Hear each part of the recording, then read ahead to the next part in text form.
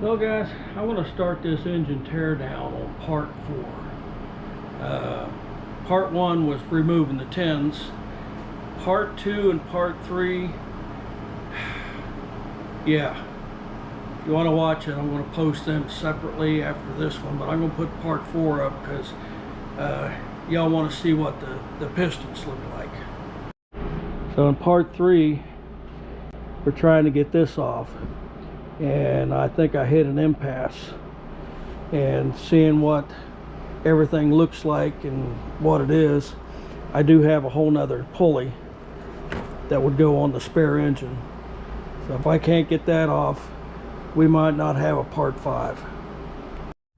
Well, I'm going to start you guys off here because I think I've got enough video just to get this far for 2 uploads. Yeah, so if you watch, you'll see what happened here. You'll see what's under that mystery cover.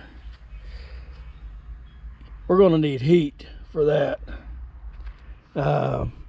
Yeah, and the flywheel and all that. So yeah, I'm going to do because everybody's wanting to see what the pistons look like. But yeah, obviously to go any further, I'm going to have to get that off because that wasn't happening. So let's pull this off. All right.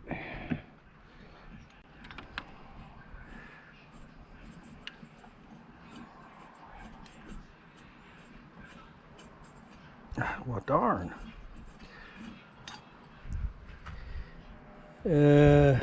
Yeah. So that does not look good at all. What is that stuff? All right, for the big reveal, let me go ahead and tap it loose here. Okay.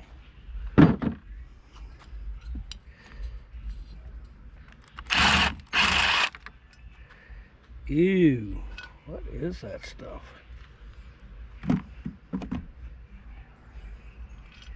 Well, before I can really evaluate the cylinder walls, what I can see from here doesn't look too bad.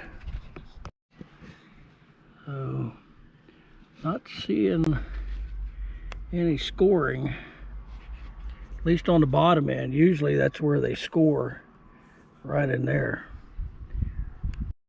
Well, if you guys want to keep going, you can see why I've got this mess out here, but I'm going to go ahead and pick up here, and I guess the next thing I got to do is try to get this pulley off so we can crack this case open. Thanks for watching.